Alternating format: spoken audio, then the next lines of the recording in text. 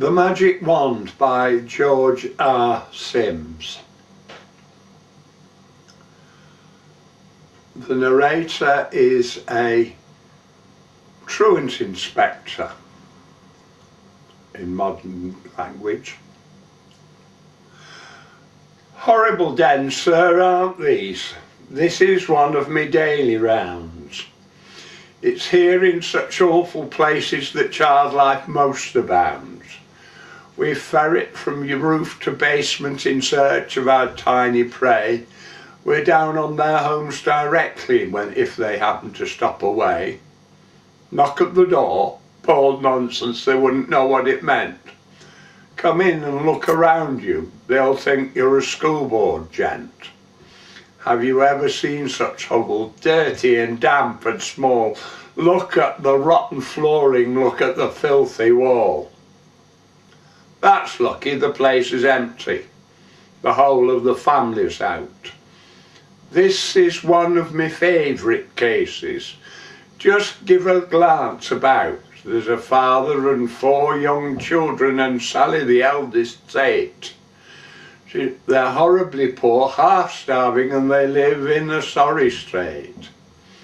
The father gets drunk and beats them. The mother, she died last year. There's a story about her dying I fancy you'd like to hear. She was one of our backward children, was Sally, the oldest child. A poor little London blossom that the alley had not defiled. She was on at the lane last winter, she played in the pantomime. A lot of our school board children get on at the Christmas time.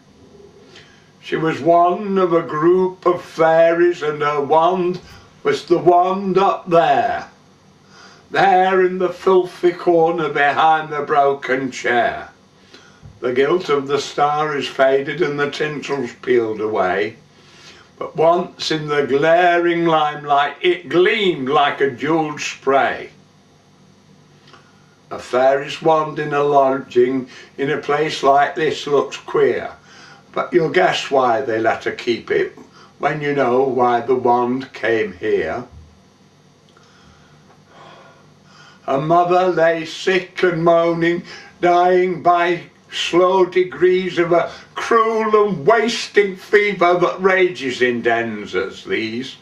And night after night went Sally half-starved to the splendid scene where she waved a wand of magic as a Lilliput fairy queen.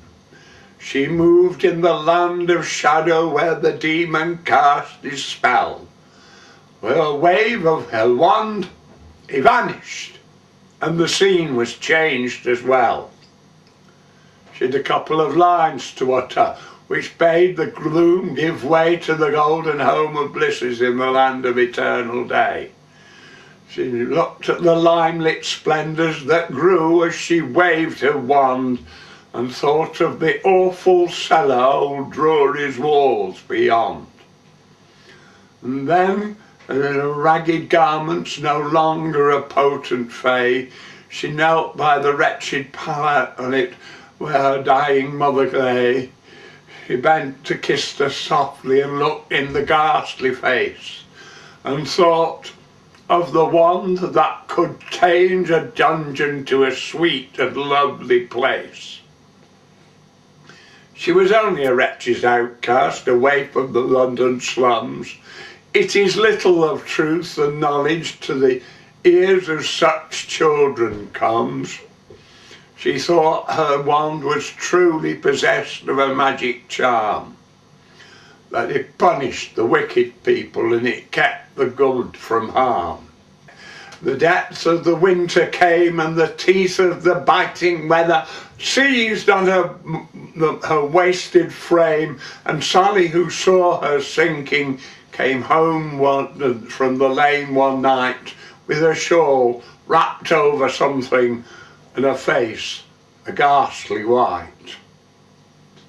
She'd hidden the wand and brought it. The wand that could do so much. She knelt I had poor sick mother who moved not at her touch. She bent to hear her breathing, it was oh so faint and low. And raising her wand, she waved it, like a fairy to and fro.